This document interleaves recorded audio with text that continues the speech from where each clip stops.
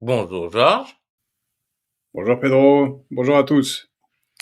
comment vas-tu? As-tu bien récupéré du salon de l'agriculture? Ça va. J'ai pas récupéré de l'analyse de ce qui se passe sur cette belle planète. Bon.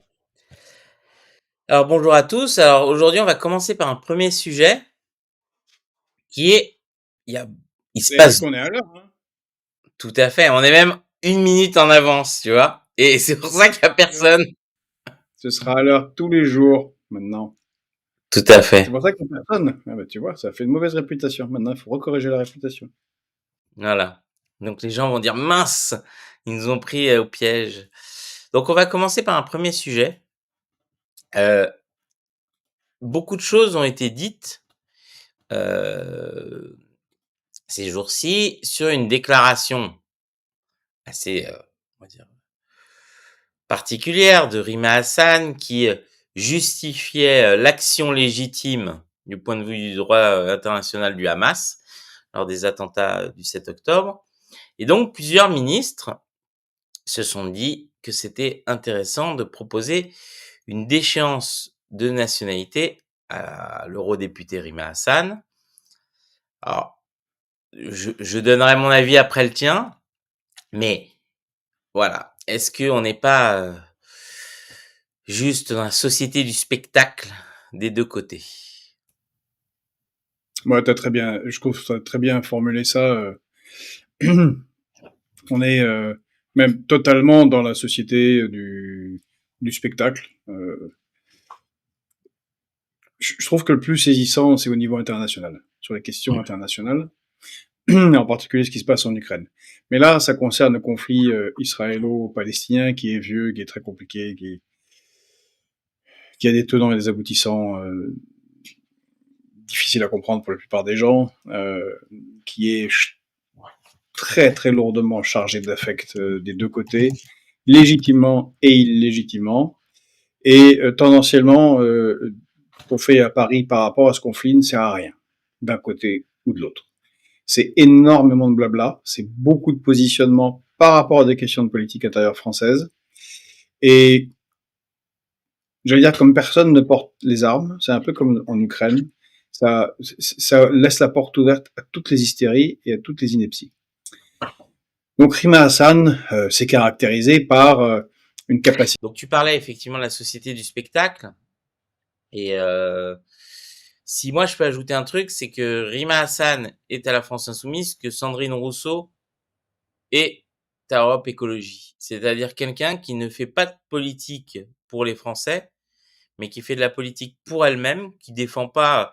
Je ne crois pas que Rima Hassan ait changé quoi que ce soit à la réalité des citoyens français depuis qu'elle a son mandat. Par contre, elle gesticule beaucoup, elle fait beaucoup de déclarations et elle fait beaucoup de polémiques. Et je trouve que tous ceux qui répondent à ces déclarations et à ces outrances lui donnent une importance politique qu'elle n'a pas. Alors si c'est important effectivement de défendre la cause palestinienne et de parler de ce qui se passe à Gaza, elle est députée, que je sache, française et donc théoriquement, elle est censée s'occuper des problèmes des Français, en particulier à l'Union européenne et pas être dans un one man show, politique, comme elle le fait.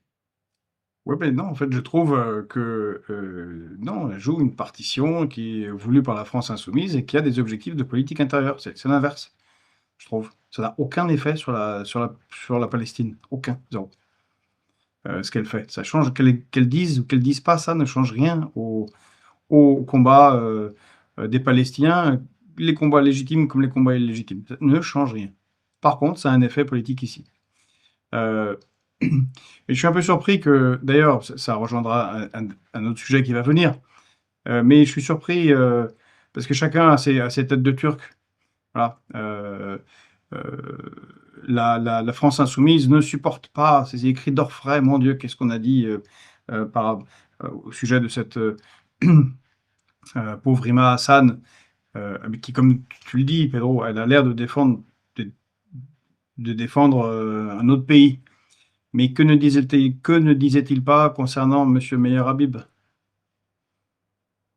C'est la même chose. Bon, Meyer Habib était le représentant du Likoud au Parlement, à l'Assemblée française. Bon, une fois qu'on le sait, on le sait. Mais ils étaient ravis, ils voulaient le faire taire, c'était pas bien, il fallait certains, il me semble, avaient même dit, et il ne mérite pas la nationalité française, qu'il retourne en Israël. Bon, des choses qu'on entend plutôt chez les racistes, mais c'est la même chose en fait. Voilà. Et c'est du spectacle dans les deux cas. Bon, Alors, Marine Le Pen, ça permet à ceux qui veulent aussi faire du spectacle de dire oh mon Dieu, elle a dit vraiment quelque chose d'atroce, il faut lui enlever la nationalité française. Bon, c'est débile. bah, surtout si on joue à ça, pourquoi Dieudonné, on lui a pas enlevé la nationalité? Puisqu'il Oui. est, il a la Et, binationalité. et ceux qui ont vendu des entreprises stratégiques de la France, c'est plus grave Oui, que mais ça. C'est oui, plus mais grave là, que ça, des bêtises, non? on n'enlève pas la nationalité, on fusille, c'est pas pareil. On n'a pas besoin de passer par cette case-là, ou directement les Kerguelen. Non, mais effectivement, ce qui est absurde dans ce débat, c'est qu'on le veuille ou non, elle est quand même élue. Elle est élue pour la République française. Que je sache, la Macronie a déjà fait élire un certain nombre de, on va dire, au panthéon des imbéciles. Ils ont quand même, je crois, c'était Claire Aupetit, Laetitia Avia. Mon cerveau a occulté, même tellement ils ont. Ah, Marlène Schiappa. Hmm. Ils pouvaient raconter n'importe quoi, ça choquait personne. Oui, ça choquait plein de gens, moi ça me choquait. En fait, c'est pas Choquait. vrai. Bon. Non, mais Regarde, ça mais tu choquait. vois, Personne demandait la déchéance de leur nationalité alors mais qu'ils si, il y servent en à a rien. même certains qui ont demandé. Je suis sûr que ça se trouve quelque part. Peut-être, peut-être. Ce qui Bah, est sûr. Adrien a écrit, ils sont députés de tous les Français, pas des lobbyistes communautaires. Effectivement, il faudrait que ce soit comme ça. Mais si maintenant on devait déchoir de leur nationalité tous les élus du Parlement qui défendent des petits intérêts particuliers mesquins ou qui sont cons, dis donc, on aurait un gros dépeuplement. Hein, parce que il va falloir. On devrait passer à 4 ou 5 députés, je pense. Qu'est-ce qu'on va en faire? Ça va faire beaucoup d'OQTF, on va les envoyer où? Au pays des cons? Hmm. Peut-être qu'ils y sont déjà, hein, comme disait Renaud. C'est possible. Alors, on va parler d'un deuxième sujet sur lequel on a un désaccord, toi et moi. Mais je ne sais pas. On verra. Puisqu'on a déjà parlé, du moins, on partage pas forcément la même vision. Donc, il y a deux chaînes de la TNT, C8 et NRJ12, qui ont arrêté d'émettre. Et donc, on a d'un côté tous les fans de C8 et d'Hanouna qui disent ah c'est horrible, la censure, etc. Et de l'autre, une certaine gauche qui dit c'est bien fait, vous êtes que des fachos, etc.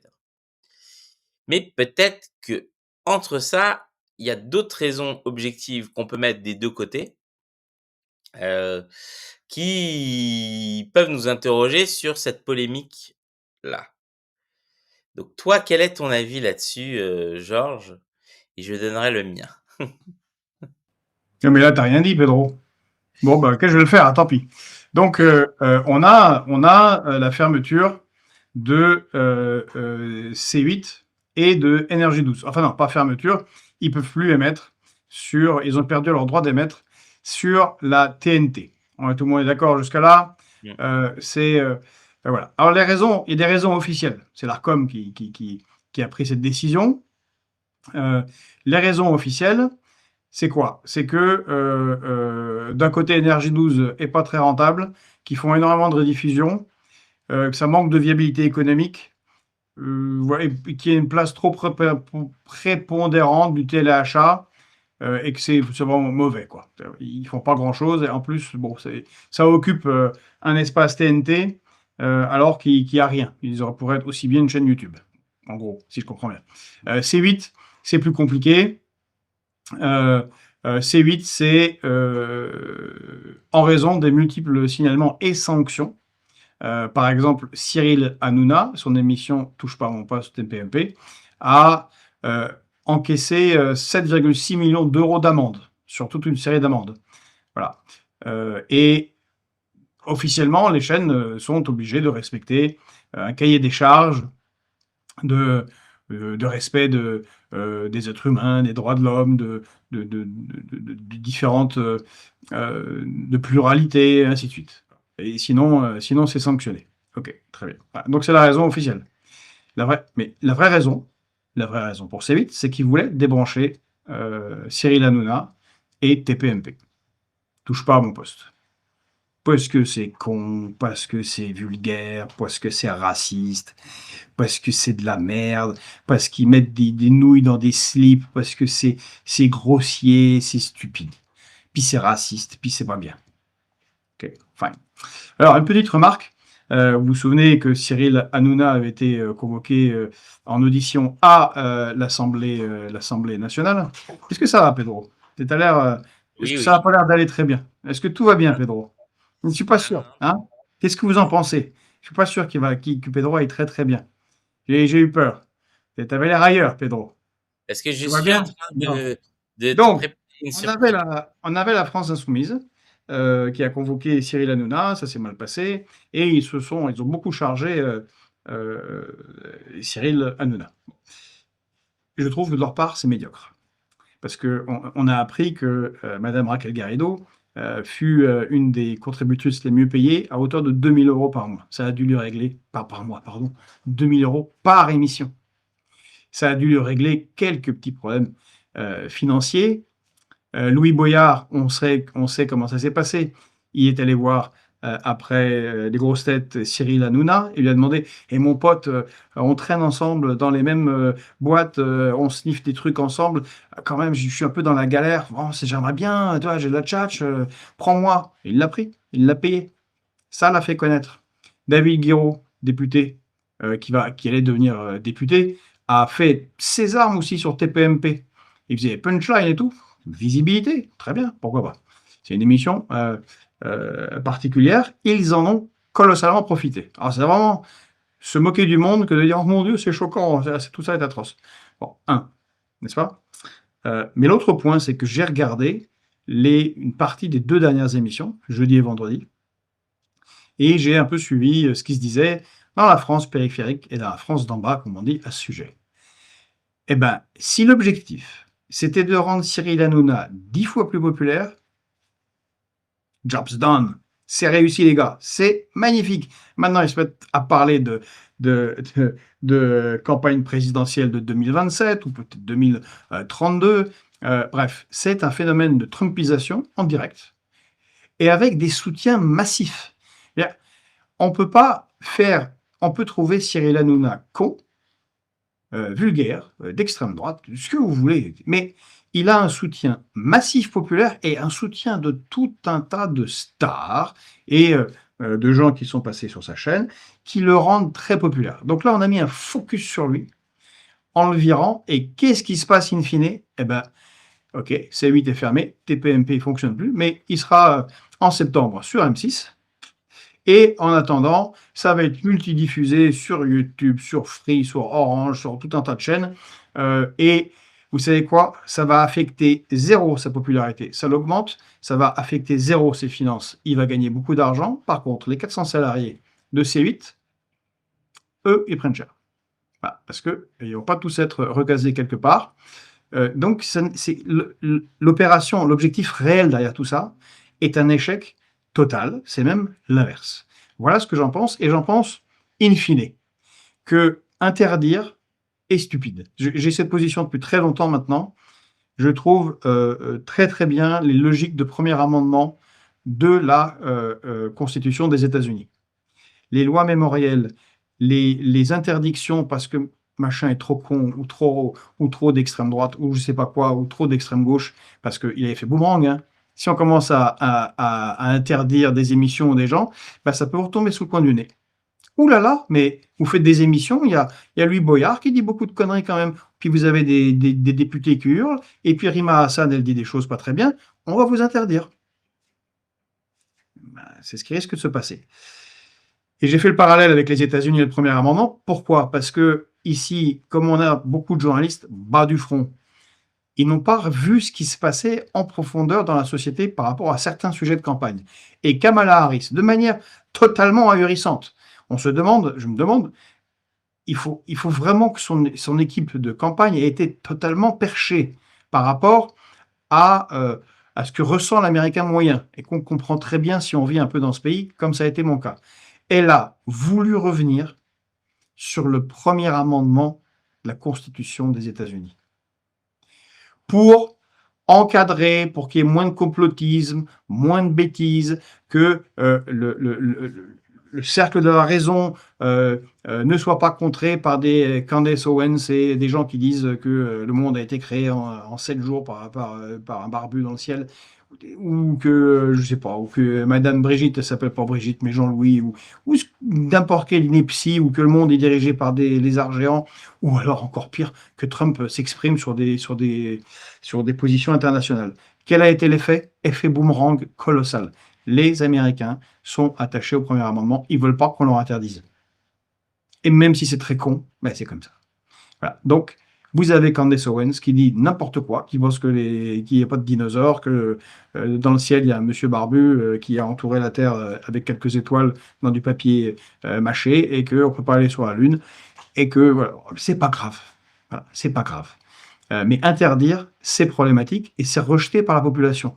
Et je pense que c'est rejeté ici. Donc c'était absolument, totalement stupide. Et c'est un phénomène de Trumpisation, comme exactement ça vient de se passer aux États-Unis. Alors moi, j'ai un peu une autre vision pour cette question-là. Déjà, effectivement, si je suis d'accord avec toi sur la question que ça sert à rien d'interdire une audience, C8 et Énergie 12 auraient pu continuer à émettre. En effet, et je vais vous partager quelques infographies, en France, il n'y a que 19% des gens qui n'ont accès à la télé uniquement par la TNT. C'est-à-dire le reste de la population a d'autres moyens d'accès, c'est-à-dire le câble, le satellite et surtout, et cocorico en France, on est parmi les leaders mondiaux de ce qu'on appelle l'IPTV, donc la télévision par internet, grâce à un certain Xavier Niel qui, au début des années 2000, a lancé ce qu'on appelait le triple play. C'est-à-dire que là aussi, alors on peut penser ce qu'on veut de Xavier Niel, la France a fait un bond en avant technologique sur cette question-là. Et d'ailleurs, ça me permet de faire la pub un peu de notre recherche, parce qu'on parle beaucoup de choses négatives généralement. Mais il faut savoir que dans les technologies de diffusion, donc télévision numérique terrestre, dans le monde entier, on a une société en France qui s'appelle ATEM, et ATEM est le leader mondial incontesté et une entreprise stratégique que très peu connaissent, donc fondée en 1991, et qui s'occupe des solutions de compression et de diffusion des contenus.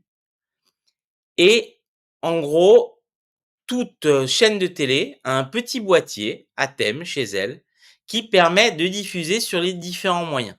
C'est vraiment, c'est comme si les pneus Michelin, sauf qu'imaginez qu'il y a un seul fournisseur de pneus au monde. C'est-à-dire que c'est une société incontournable et il n'y a pas de chaîne de télé, que ce soit au Japon, aux États-Unis ou en France, qui ne peut pas diffuser sans ces petits boîtiers à thème. Donc on peut justement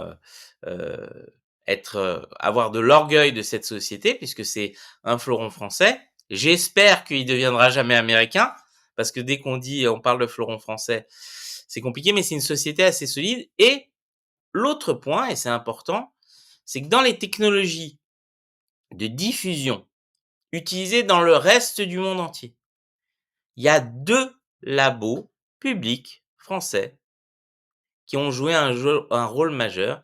C'est Télécom Bretagne et Télécom Paris Tech, donc avec des labos très, très en pointe et qui ont défini des standards et qui font que s'il n'y avait pas eux, on n'en serait pas là. Malgré tout, il faut comprendre en fait comment s'articule la question de la diffusion de la télévision numérique terrestre en France. On pourrait avoir plus de chaînes que le nombre de chaînes actuelles. Mais il y a une volonté politique, cette fois-ci, de limiter le nombre de chaînes. Ça, c'est la première chose. Alors, on va me dire: «Pourquoi, si on peut diffuser autrement, ces chaînes-là ne le font pas?» Parce que les moyens de mesure de l'audience, en particulier, on pense à l'entreprise Médiamétrie, marchent très bien pour l'hertzien, du moins, les diffusions terrestres, mais assez mal pour les diffusions internet. Pourquoi? Parce qu'en fait, il faut comprendre que derrière, l'enjeu, c'est de vendre de la pub.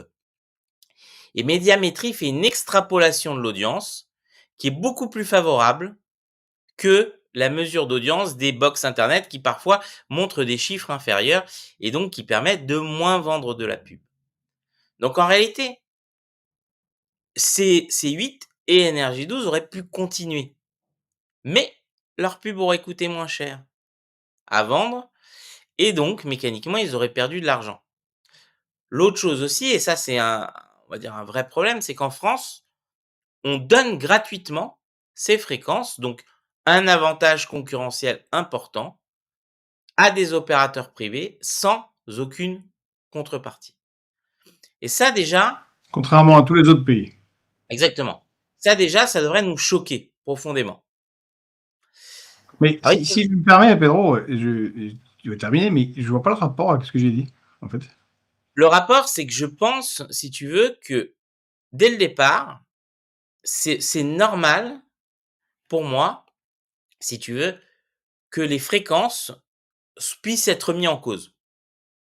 On parle d'un bien public et comme une chaîne, on va prendre l'exemple d'Énergie 12 puisque c'est flagrant, qui passe que de la rediffusion et qui ne produit rien d'intéressant puisque le principe de donner une fréquence, c'est qu'il y a un intérêt public.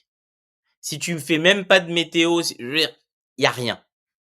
Le téléachat, ça n'a aucun intérêt. Mais on est d'accord, c'est pour ça, d'ailleurs, c'est la raison qui a été invoquée. J'ai pas entendu de levée de bouclier des gens qui hurlaient: «Oh mon Dieu, il y avait mon téléachat à 12h30, vraiment, c'était très important que puisse acheter un Willy Waller 2000. Pourquoi vous m'avez enlevé ça? C'est horrible.» 2006, pas 2000. Ah oui, 2006, Willy Waller, 2006. Exactement. Et bah, personne n'a fait ça, Pedro. Tout le monde, plutôt la réaction était: «Bah oui, c'est normal, c'est une chaîne qui devrait pas être là.» Donc c'est pas ça le sujet. Et Non mais bien tout sûr, le débat s'est fait autour de Cyril Hanouna. En dehors de ce que tu dis, qui est tout à fait juste, Cyril Hanouna, c'est lui en personne, en tant que personne, en tant qu'animateur et décideur semi-dictatorial de cette émission, qui a été convoqué à l'Assemblée nationale pour être auditionné. C'est pas C8, c'est lui. non mais pourquoi je Il y parle de la a un truc technique? autour de lui, non? Quand même. Tout à fait, mais pourquoi je parle de la question technique? C'est qu'il serait très facile d'ouvrir plus de fréquences. Le choix de restreindre le nombre de fréquences sur la TNT est un choix politique. C'est-à-dire qu'on pourrait avoir 70 chaînes, 90 chaînes, données gratuitement et donc avoir la fameuse pluralité des médias. Mais non, on a maintenu un nombre de chaînes avec d'ailleurs des acteurs qui sont surreprésentés, par exemple le groupe Canal+ ou TF1 qui ont 4 ou 5 ou 6 fréquences, alors qu'ils devraient en avoir une. Donc ce que je veux dire, c'est que par rapport à ça, pour moi, il y a un double enjeu. C'est-à-dire qu'on a un politique qui a verrouillé un système pour justement avoir, comme tu dis, des messages complaisants, du moins avoir un système médiatique qui lui soit favorable. Mais quand c'est pas le cas, la technique, ça aurait été diluée. Politiquement, ça aurait été beaucoup plus fort de dire, bah, allez, on ouvre 40 fréquences de plus et ces 8 auraient été bien plus embêtés en fait. Et Bolloré. Mais non, en fait, ils ont gardé cette logique-là et cette logique-là vient d'un choix. C'est ça que je veux dire, c'est que il y a pas de contraintes techniques. Il y a plein de pays qui font qui ont beaucoup plus de chaînes. On a fait le choix d'avoir un nombre de chaînes et que ce choix a été volontairement pour brider OK, la liberté d'expression. c'est clair, Pedro, ce que tu expliques, mais je vois pas le rapport avec le sujet de la liberté ou pas de liberté. Parce que Et la le fait question, c'est qu'il y a qu'ils quand se même des battent pour une personnes. fréquence. Quoi? Alors qu'en fait, ils se battent pour une fréquence, alors qu'il n'y avait pas besoin de restreindre le nombre de chaînes. Tu comprends ce que je veux dire? Ces Mais 8 ça, je auraient pu comprends, mais c'est continuer pas ça le et sujet. continuer Le avec sujet, les nouvelles qui vont le remplacer. OK, c'est parfaitement compris ça, Pedro. Mais le sujet, c'est est-ce que Cyril a le droit ou pas? Cyril Hanouna a-t-il le droit d'être Cyril Hanouna et de faire son émission, qu'on peut trouver ce qu'on veut d'ailleurs de cette émission? Est-ce qu'il a le droit ou pas le droit? C'est ça le Mais sujet. il a le droit. Il n'y a rien Oui, qui l'empêche. il va le faire ailleurs. Mais c'est ça Non, qui était mais visé. il aurait Mais pu si continuer sur C8. mais oh, quand tu lis la presse de gauche, ils sont tous ravis. Ils sont complètement idiots parce que ça peut leur tomber sur le coin du nez un jour. Ils sont ravis parce que l'émission de Cyril Hanouna est arrêtée, pensant que ça va Oui, mais c'est débile, ça. supprimer les idées. Bah oui, c'est débile, c'est ce que je dis. Et ça va avoir un effet boomerang. Cyril Hanouna va parfaitement survivre. Il va faire son émission, il va pas s'arrêter. Il l'appellera peut-être autrement, mais il fera son émission ailleurs. Point. Ceux qui ont pris cher, c'est les 400 salariés de C8. Eux, ils ont Oui, perdu mais leur boulot. justement. Comme les gens qui bossaient à RT. Parce que tout le monde était content qu'on parlait dans le fil, là. RT a été interdit pour décision unanime de Madame von der Leyen avec elle-même, qu'elle a imposée à tout le monde en Europe. Bon, très bien. Bah, tous les salariés qui étaient là-bas ont été, qui ne sont pas tous des agents du KGB, hein, la plupart étaient des journalistes français, bah, ils ont été sur le carreau. Voilà. Bon, bah, c'est super. Je ne crois pas du tout que ça a empêché la Russie d'émettre ses avis ou sa propagande, non? D'ailleurs, Non. RT, si je me Et m'abuse, puis, sont obligés d'émettre. Mais oui, par mais, Internet. oui, mais enfin bon. Ouais. Et puis, il y a un truc que moi je trouve un peu parisien, autocentré. Mais bon. Parce que tu as dit, il n'y a que 19% des gens, allez, 20% des gens qui regardent la télévision par le système télé classique. Et c'est énorme, en fait. On ne va pas s'asseoir sur la tête de 20% des gens, c'est 1 sur 5. Et si on faisait 20% des gens, tu sais très bien que ce n'est pas 20% des gens uniformément répartis. Quelque chose me dit qu'il y en a plus dans la banlieue de Vesoul que dans la banlieue de Paris. Je pense que dans Paris, tout le monde est connecté, même le plus pouilleux. C'est celui qui a des difficultés. Il est connecté à tout. Il y a les 20% des gens qui ne sont pas connectés. Ça doit être beaucoup d'agriculteurs, beaucoup de gens de la France périphérique, beaucoup de gens de la Diagonale du Vide, beaucoup de ces villes, Tu de te ces trompes. endroits où il y a des zones blanches. Tu te trompes. Bah, en tout cas, C'est c'est marrant quand parce même que, c'est 20% des gens, c'est pas rien. On peut pas oui, oui, s'asseoir mais sur en fait, 20% des gens, tu comprends? c'est plutôt dans les zones urbaines et c'est plutôt des personnes âgées qui n'ont pas de box Internet. Bon, bah alors il n'y a pas de problème. Parce que non, non, parce que justement, dans les zones rurales, comme tu évoques, ils sont souvent trop loin des émetteurs TNT. Donc la réception est pas assez bonne. Or, la DSL a permis de booster, d'avoir un meilleur signal pour beaucoup de ces gens-là. C'est pour ça que pendant très longtemps, ces gens-là avaient des paraboles. Parce qu'en gros, si tu veux, comment c'est foutu le maillage TNT, les antennes sont mises dans des centres urbains. Donc si tu es dans la périphérie du centre urbain, ça marche bien. Mais dès que tu es un peu loin, c'est pourri.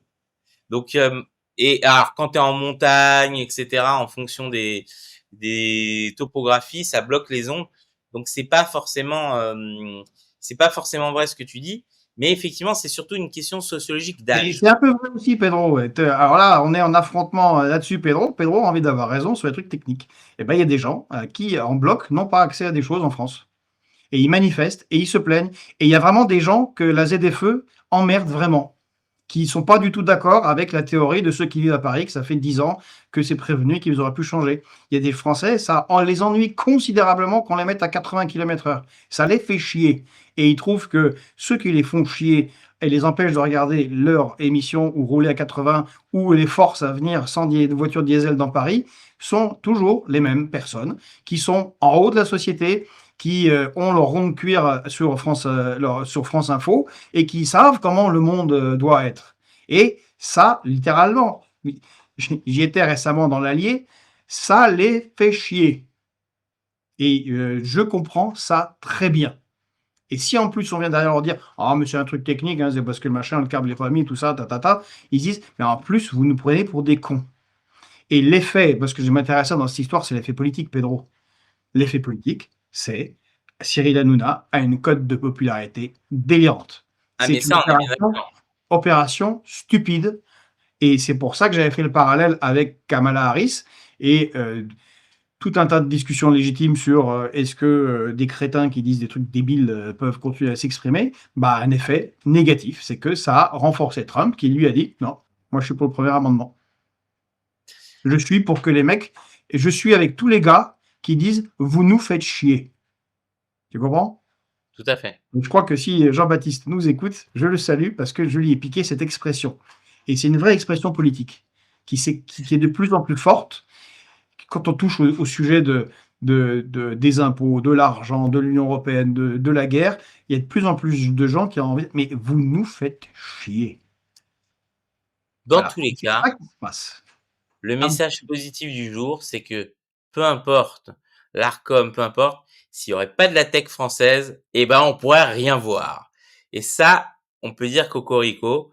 C'est-à-dire que s'il y avait pas, et attention, je parle pas d'initiative privée. Bon, Athème est une société privée, mais je parle de labos de recherche publique. Je sais que ça fera plaisir à Hypatie. On parle de la crème des écoles, des grandes écoles, qui sans ça, bah, il y aurait pas de télé. Voilà. Donc merci à eux, merci à ces chercheurs qui ont pas justement assez de moyens, alors qu'ils font des grandes choses. Et je pense que c'est important justement de rappeler ça parce que on pense beaucoup que c'est les Américains qui font tout, les Chinois. Ben non, sur ce sujet-là, on a encore une expertise, comme d'ailleurs on a rencontré, le hasard a fait qu'on a rencontré au salon agriculture quelqu'un qui fait de la fibre optique laser. Et donc on a certains domaines, parfois un peu niche, mal connus du grand public, où on est encore les meilleurs et il faut qu'on se batte pour qu'on soit toujours les meilleurs. Alors, on va parler d'un autre sujet et parce que c'est, le Muxit, hein, si on va l'appeler comme ça. Alors, l'inénarrable Elon Musk veut sortir de tout, de l'OTAN, de l'ONU, de l'OMS, de l'OMC, bref, il veut sortir. Donc, on sait qu'il aime beaucoup sortir avec les filles, mais là, il veut juste sortir de toutes ces organisations. Alors, pourquoi il veut en sortir? C'est pas très clair. Moi, personnellement, je pense que il ne supporte pas toute entité, parce que c'est un libertarien, qui puisse lui dicter la conduite à suivre. Donc pour lui, il doit être maître de son destin complètement, donc aucune coopération. C'est nous, comme on dit, on est les États-Unis, c'est notre monde et on décide pour le reste du monde. C'est, je crois, ce qu'un commentateur de Fox News a dit à propos de Zelensky. Il est notre pantin et c'est nous qui décidons quand il continue ou quand il arrête la guerre. C'était très clair. Peut-être que tu as un avis particulier là-dessus sur cette volonté d'Elon Musk de sortir de tout. Oui, je voulais souligner ce qu'a dit, écrit Christine Pelouzet. Donc, vous n'avez pas envie de parler de la même chose, mais vous avez raison tous les deux. C'est exactement ça. Et c'est tout le temps comme ça. Non, c'est pas comme ça. Voilà. Mais ça fait c'est deux angles sur un même sujet, c'est intéressant. Et là aussi, je pense qu'on va pas être d'accord, parce que je prends pas de la même manière. Je pense que un certain nombre de choses que dit Elon Musk sont des tests, de la même manière que nos députés ou nos figures intellectuelles proches de l'Élysée ou du pouvoir disent des trucs, puis on voit l'effet que ça fait. Est-ce que c'est bien pris? Ça s'appelle un ballon d'essai, ça s'appelle un test, grandeur nature. Et ça permet, si c'est mal pris, aux politiques de dire oh bah non, c'était l'idée de machin, ou c'est Marlène Schiappa qui a dit ça, non, ça ne nous concerne pas. Alors qu'on sait très bien que ce sont des tests. Et je pense que ce que fait Elon Musk, c'est du test. Et aussi une forme de pression sur les Européens, les leaders actuels de l'Union européenne, dans le bras de fer qui est en cours, et dont on parlera sûrement Pedro tout à l'heure, avec les leaders européens par rapport aux vues, aux positions de l'administration Trump et là où elle veut emmener les États-Unis. Ils sont vraiment au bord de...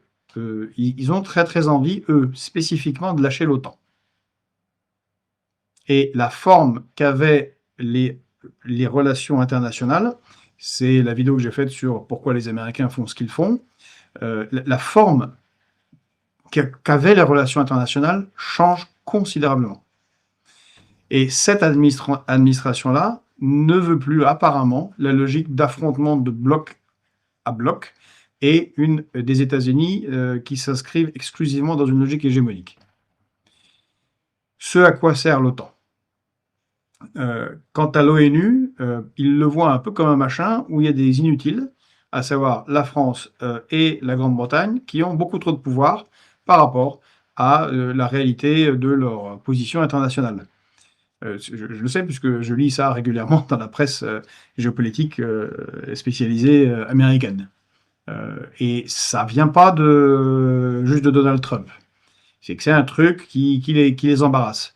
Les Américains, et ce n'est pas que Donald Trump, n'ont signé quasiment aucune convention internationale, ne sont pas dans la Cour pénale internationale, n'ont pas signé tous les accords sur le non-travail, par exemple, des enfants. Ouais, bon, ils sont sortis de beaucoup d'accords internationaux.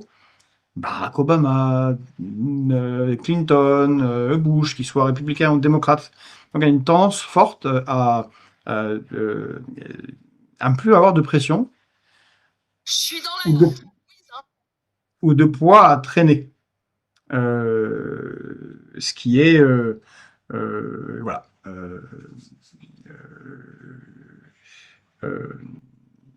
Et là, Trump est vraiment très agacé par, je pense, par Macron, par Starmer, par la visite de Zelensky, par le fait qu'ils essayent de continuer la politique néoconservatrice. Continuons la guerre, on est avec vous, mais il faut que vous nous aidiez avec l'Ukraine. Ils veulent plus. Donc, ils sortent les canons, et les canons, c'est mais on va vraiment sortir de l'OTAN si vous continuez à vouloir nous forcer la main. Donc, je le vois plus comme un test de la part de Elon Musk ou un renfort enfin, ça peut être les deux d'ailleurs, et un renfort de la politique que veut imprimer l'administration Trump, et un test pour voir comment ça réagit. Ce qui est sûr, c'est que Elon Musk se permet tout. Il n'a aucune limite et il dit ce qu'il a envie de dire quand il a envie de le dire. Il a dit il s'est embrouillé, je crois, avec un astronaute danois il y a pas si longtemps que ça en lui disant l'ISS ça sert à rien, faut balancer ça à la poubelle. Bref, il il est un citoyen qui donne son avis sur tout, comme s'il était Jean-Marc, désolé pour les Jean-Marc, du bistrot qui boit un coup de trop le soir. Mais c'est la marque de fabrique Trump aussi, hein. Mm. Il y a un effet politique, faut le voir aussi de cette manière-là. On peut considérer, comme ça a été fait, par les mêmes que je critiquais tout à l'heure, hein, ceux qui sont à Paris, tout ça, les gens bien, qui savent comment il faut penser le monde. Tout ça, c'est des débiles, et tout ce qu'ils racontent, c'est stupide. C'est des débiles qui arrivent à faire fortune, c'est des débiles qui arrivent à monter des grosses boîtes comme Tesla ou SpaceX. C'est des débiles qui ont racheté Twitter. Tout le monde se marrait, c'est à perte, là, là, là. Oui, bah voilà, bah, ils ont gagné une élection présidentielle grâce à ça. Hein, donc, c'est un très bon investissement. Et en fait, de ne pas voir ce qui se passe. Et là, on a une tendance à considérer que maintenant, les gens bien pensants, on va dire, du centre de Paris, les éditorialistes des médias et des politiques classiques, considèrent que, allez, on n'est pas loin de Trump, c'est un nazi, ce qu'ils ont dit hein, d'ailleurs pendant la campagne, c'est très intelligent, et que l'autre est un idiot. Savoir Elon Musk. Je ne crois pas que ce soit la bonne approche. Ce qui est sûr, c'est que alors on va en parler après, et je pense que tu vas en parler avec Gilles aussi, de toute cette séquence complètement loufoque qui s'est passée depuis la visite de Zelensky. Alors, je tiens à faire la publicité de 2 vidéos très intéressantes qu'on a fait avec Jacques Sapir et qui sont sorties la semaine dernière. Donc la première vidéo donc sur qui pose la question du déclin de l'UE, des sanctions, de l'industrie, de la crise énergétique, etc., qui est très, très intéressant, qui n'a pas été assez vu. Donc et l'autre vidéo, donc qui a été tourné pendant que Zelensky rencontrait Donald Trump. Donc effectivement, cette partie-là ne figure pas où, justement, heu, toi et Jacques Sapir, vous vous posez la question de: «Est-ce que l'Ukraine est sacrifiée par Donald Trump ou pas?» Et donc avec une vidéo vraiment, vraiment très intéressante. Ce qui était Heu, là c'est ce qu'a écrit Dim là, mmh, je l'ai mis en exergue, que Trump veut éloigner les USA, nanana. Le point actuel, c'est qu'il veut céder l'intégrité du territoire ukrainien à la Russie. Bon, je pense pas que ce soit l'intégrité, mais en gros, oui, l'intégralité. l'intégrité, oui, l'intégralité, pardon. Je dis l'intégrité, excusez-moi. L'intégralité du territoire. Et oui, je pense comme vous, Dim. Je pense que, enfin, l'intégralité ou pas l'intégralité, enfin, c'est lieu secondaire. Mais en même temps, on va y revenir. Je pense exactement comme John Mearsheimer que ce que propose Trump est la meilleure solution, objectivement, là, tout de suite, pour les Ukrainiens. Car ils ont parfaitement compris que le projet néocon qui était soutenu par Joe Biden ne va pas fonctionner. C'est fini, c'est perdu.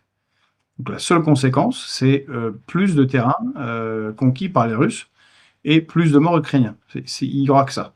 Soit cut a deal now, c'est faire un accord maintenant, et ce qui est perdu est perdu. Ben voilà, c'est la guerre. Il n'y aura pas de retour en arrière. C'est ça le truc, c'est que malheureusement, on a des gens les mêmes qui considèrent que Musk et Trump sont stupides et qui disent des trucs stupides, qui agissent de manière stupide depuis 3 ans en Europe et pensent que juste parce qu'ils se réunissent à l'Élysée ou à euh, euh, Lancaster House à Londres, ça, ils disent oui, we stand by Ukraine et on va les aider, ça va gagner la guerre. C'est ça qui est bizarre, c'est ça qui est très très dangereux et qui est parfaitement incompréhensible et vraiment stupide. Et en termes dans ce domaine-là, bah, si on compare à Elon Musk, qui c'est vrai dit quand même beaucoup de bêtises, bah, il y en a, là, c'est les palmes académiques depuis 2 jours sur les inepties qui sont sorties. Alors moi, je vais faire j'ai vu un commentaire de Marie-Hélène Ligon qui dit: «Au moins, malgré réserve, Musk n'imposera jamais, de restrictions et cetera». Il faut beaucoup se méfier, hein. Il a eu aucun problème à bannir celui qui traquait son jet privé. Il a aucun problème à censurer, et interdire les syndicats, chez, comment ça s'appelle? Chez Tesla et cetera. Heu, il n'est pour la liberté que quand ça l'intéresse lui directement. Donc il a une vision, très particulière. Et ça nous rejoint sur le sujet Cyril Hanouna, c'est pas le premier. Voilà. Il y en a qui trouvent que celui qu'il faut dégager parce qu'il dit vraiment des choses pas bien, c'est Meir Habib. Et puis les autres, ils pensent que c'est Rima Hassan. Bon, c'est pas Tout à étonnant hein, fait. que Trump ait envie d'être libre lui. Bon, ouais. Et surtout, Pour un et milliardaire, c'est assez compréhensible en général, c'est ça l'idée. Hein, on va pas rentrer dans le sujet, mais ça va se passer de commentaires. Il y a une enquête du Washington Post qui a d'ailleurs changé de ligne éditoriale sous, par contre, l'impulsion de son propre milliardaire Jeff Bezos, qui a dit: «Maintenant, on va parler que de liberté d'expression et de libéralisme, le reste, on n'en parle plus». Bon, c'est surtout qu'ils ont révélé que Musk, il a quand même bénéficié de 38 milliards de contrats d'aide et d'aides publiques, donc d'argent public. Donc, c'est comme en France, c'est comme Bernard Arnault ou d'autres milliardaires. C'est quand même des gens qui ont construit leur fortune avec l'argent de l'État, tout en accusant tout le monde de bouffer au râtelier. Je dis ça, je dis rien, mais il faut faire très, on va dire, qu'on soit bien clair. Nous, le peuple, ces gens sont nos ennemis. C'est nos ennemis de classe et ils ne seront, même si de temps en temps on a l'impression qu'ils sont sympas et tout, c'est leur intérêt avant le nôtre. Ce sera toujours le cas et voilà. Alors, juste avant Alors, parce que je voudrais juste, il y a une question qui a été posée là, par Geneviève Sénilou. Trump va-t-il se priver des milliards de dollars que lui rapporte l'OTAN? Alors, euh, par ailleurs, je suis d'accord avec toi, Pedro. Hein. mmh, Une fortune se base souvent sur le bien public et l'argent public.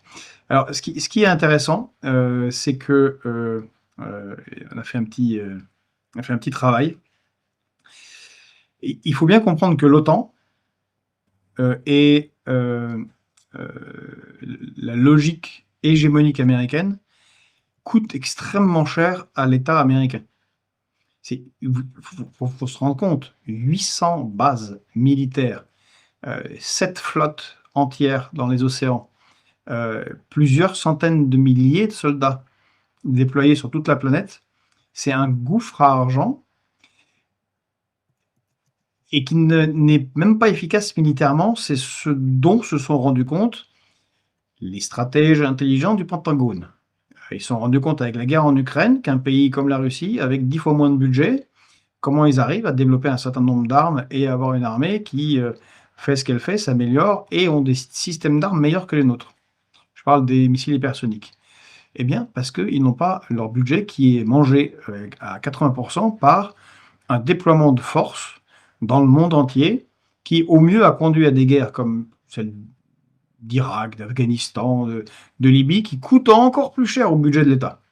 Donc, il faut bien comprendre, c'est par exemple, enfin, c'est ce que dit régulièrement Jeffrey Sachs, c'est ce que disent tous les bons économistes américains, la dette colossale des États-Unis n'est pas due aux 3 clampins qui sont en train de virer de la fonction publique parce que Pedro a raison, ils ont envie de privatiser. Bon, c'est sous couvert d'efficacité budgétaire. Non, le gros, et Trump le comprend très bien, le gros vient des dépenses de guerre et de cette immense armée-là à travers la planète. Bon. Par contre, ça ne l'empêchera pas de vendre des armes. Et ça montre à quel point tout ça est un cirque ridicule, là, et qu'en fait, les actuels Européens peuvent rien faire sans les États-Unis. On a fait un petit calcul. Alors, nos amis européens qui veulent la défense européenne, tout ça, n'achètent pas 2 très très bons avions. Le meilleur, c'est le Rafale, évidemment, et le Gripen suédois est très très bien aussi. Alors, l'Italie, elle attend 62 F-35, le Danemark 27, la Belgique 34 F-35, la Pologne, elle attend 32 F-35. La Finlande, les Finlandais, ils ne sont pas nombreux, ils en ont commandé 64 cette année. Hein. L'Allemagne en a commandé 35, la République tchèque 24, la Grèce, elle attend 20 F-35, et même la Suisse qui a commandé 36 F-35, et ainsi de suite, et ainsi de suite. Le F-35, c'est comme beaucoup d'armes américaines, ils ne volent que sur autorisation du Pentagone. Tous les 3 jours, il faut rentrer un code qui est délivré par le Pentagone, sinon ils ne volent pas. Donc de toute façon, autant ou pas autant, pour un bout de temps, ils vont vendre des armes aux Européens, qui sont pieds et poings liés, parce que maintenant, ça fait plus de 20 ans que la logique de l'OTAN est organisée de telle manière que sont fracassés les pays, ou de plus en plus les pays qui ont des bons systèmes d'armes comme la France pour réduire leurs capacités et leurs moyens afin que ce soit du matériel américain qui soit vendu. Alors, Et avoue que tu... voilà, la Roumanie aussi, elle vient de passer la commande de F-35. Bon, bref. Tout à fait. F-35 d'ailleurs que Musk, je crois, voulait terminer dans ses programmes. Il disait que ça servait à rien, qu'il fallait faire des armées de drones. Ce qui prouve Mais il bien... n'a pas, là, pour le coup, il n'a pas tort. Je veux dire, quand on regarde le développement des systèmes d'armes, une frégate extrêmement chère avec 120 personnels, on se demande bien pourquoi on ne ferait pas des drones marins avec zéro personnel qui aura à peu près le même effet pour 10 fois moins cher. Là, on est sur la combinaison pour les avions de la prochaine génération, la combinaison d'avions et de drones. C'est ce qu'on a vu par exemple pour le Rafale. On voit le changement de la guerre, enfin toutes les guerres introduisent des changements majeurs. On voit le rôle des drones, la destruction qui peut être faite, et le fait que l'aviation est pas très très efficace.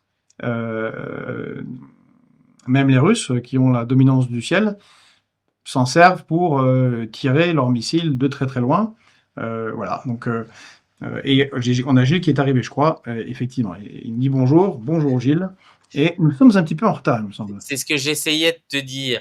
Et alors, juste avant que tu puisses justement discuter de toute cette séquence avec Gilles, de, on va dire, ce premier rendez-vous de l'Oval Office, jusqu'aux excuses de comment ça s'appelle, de Zelensky, puis les dirigeants européens qui disent on s'en fout des Américains, on ouvre le carnet de chèques. Bon, bref, je pense que vous allez avoir matière à pouvoir discuter tous les deux. Je voulais un petit mot par rapport à ce qui se passe dans le journal Marianne. En particulier, donc c'est la lettre A, la lettre qui dit qu'un tiers de la rédaction donc quitte le journal.